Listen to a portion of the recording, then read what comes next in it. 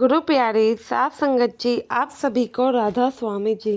साथ संगत जी, अगर संगत को ये लगता है कि कोई भी बात ऐसी है जो कि हम बाबा जी को नहीं बताएंगे तो उन्हें नहीं पता लगेगी, तो यह सरासर आपकी बिल्कुल ही गलत सोच है। बाबा जी खुद एक कुल मालिक का परमात्मा का रूप है, वह जानी जान है। वह जब हमारी मुसीबतों का हल करना जानते हैं तो ऐसी क्या बात है जो उस मालिक से छुपी रह सकती है। वह तो सभी के मन की बात ऐसे ही जान लेते हैं। तो साथ संगत जी, वीडियो शुरू करने से पहले संगत से एक ही विनती है कि वीडियो को बीच में स्किप करके ना जाया करें, और चैनल को सब्सक्राइब नहीं किया है तो संगत के अपने इस चैनल को सब्सक्राइब ज़रूर करें जी। फेसबुक पर देख रहे हैं तो पेज को फॉलो ज़रूर कर ले जी। साथ संगत जी, ये घटना डेरे के पास रहने वाले एक सत्संगी भाई की है, जो कि भैंसों का दूध निकाल कर उसे बेचा करता था।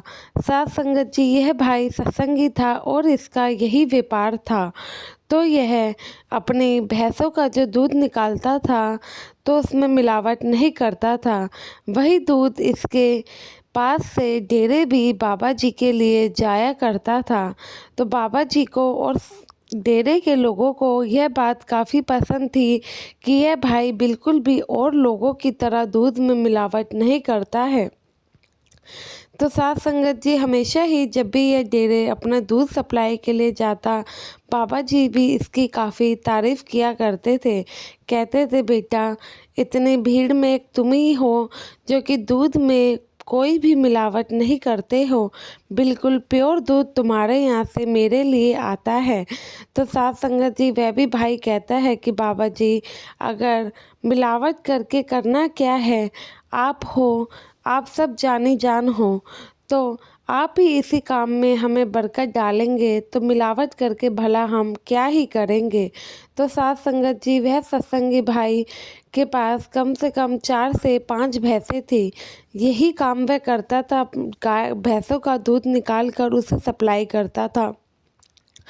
तो साथ संगत जी, अब गर्मियों का जब समय आता है तो उस समय इसके पास काम थोड़ा बढ़ जाता है।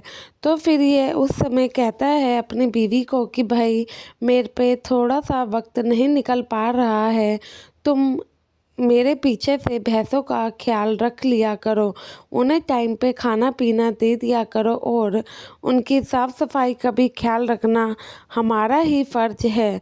तो इनकी बीवी काफ़ी इन्हें कहती है कि भाई, अगर मैं तुम्हारी भैंसों का काम करूँगी तो फिर मेरे घर के काम कौन करेगा। तो साथ संगत जी, यह भाई जब डेरे में दूध सप्लाई के लिए कह जाता है तो बाबा जी इसको अपने पास बुलाते हैं और कहते हैं कि भाई, तो भैंसों का दूध तो निकालता है और वही उन्हीं से रोजी रोटी भी चलाता है, तो तू उसका ध्यान रखता भी है। तो वह कहता है कि हाँ बाबा जी, मैं तो अपनी भैंसों का पूरा ध्यान रखता हूँ। तो साथ संगत जी, पिछले कुछ दिनों से ये अपनी भैंसों का बिल्कुल भी ध्यान नहीं रख रहा था।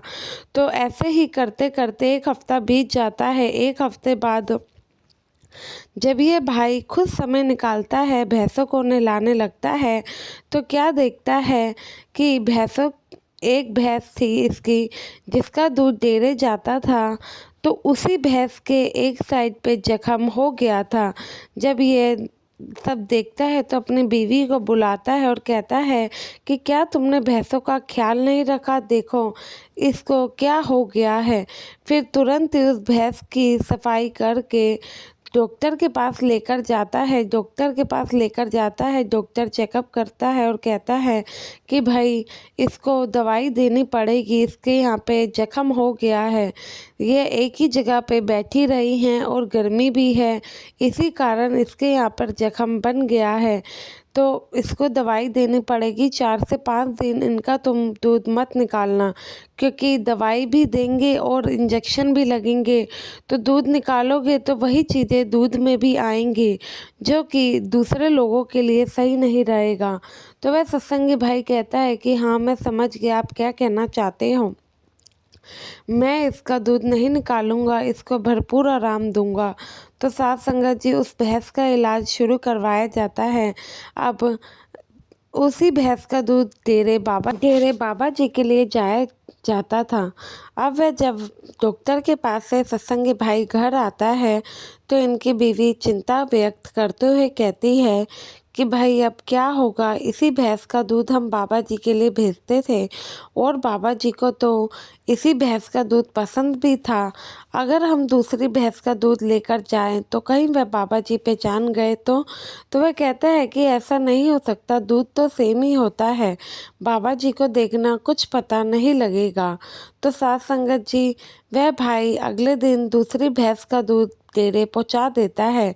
जब वह डेरे पहुंचाता है तो वह डर के मारे बाबा जी को कुछ नहीं बताता है, कहीं बाबा जी कोई बात सुनकर इस पे गुस्सा ना करने लगे। तो जब बाबा जी के पास दूध पहुंचता है और बाबा जी दूध को पीते हैं तो बाबा जी भी कहते हैं कि भाई यह दूध तो कुछ अलग लग रहा है, क्या तुम उसी भैंस का दूध लाए हो?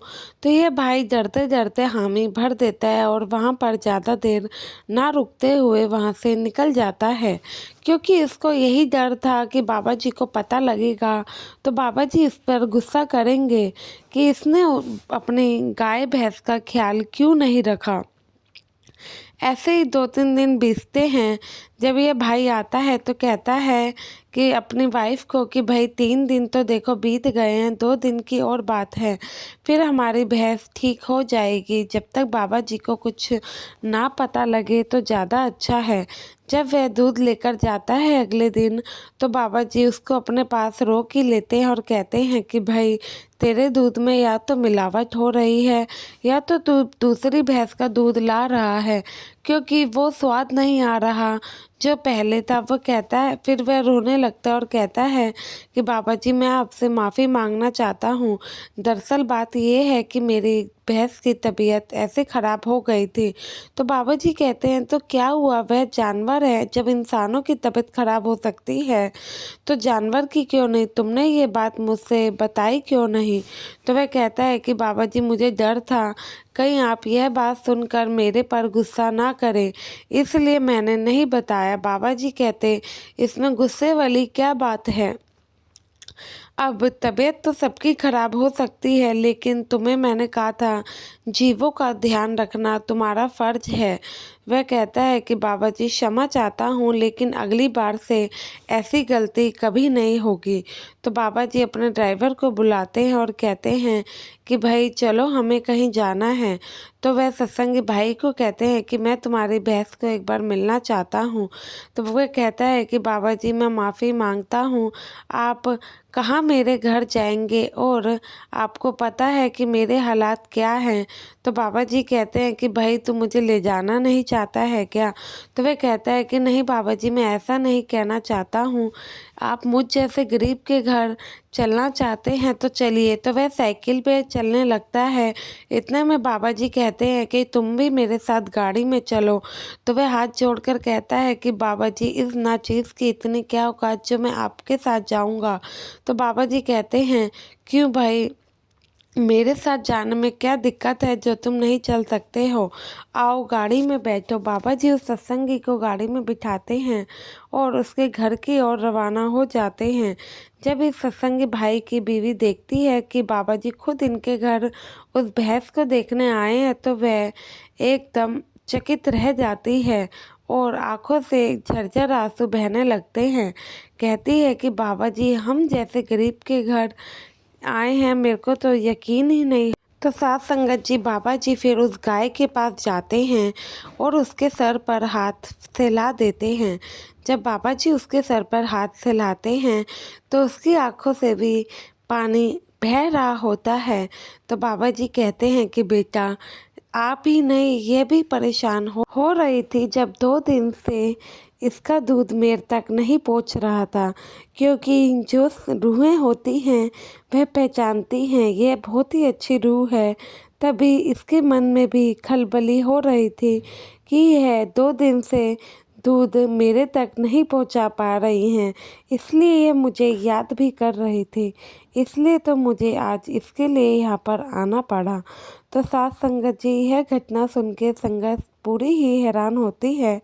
वहाँ पे खड़े सेवादार भाई और ये दोनों पति पत्नी बाबा जी से माफ़ी मांगते हैं और अपनी गलतियों के लिए क्षमा भी कहते हैं और कहते हैं कि आगे से यह गलती नहीं दोहराएंगे। साथ संगत जी, हम हर जीव में परमात्मा बसता है। हमें भी ऐसे जीवों का बहुत ख्याल रखना चाहिए। आशा है ये वीडियो आप लोगों को एक नई सीख जरूर देगी और पसंद भी आई होगी। तो कमेंट में राधा स्वामी लिखना ना भूलें और संगत के अपने इस चैनल को सब्सक्राइब जरूर करें जी। गुरु प्यारे साथ संगत जी, आप सभी को राधा स्वामी जी।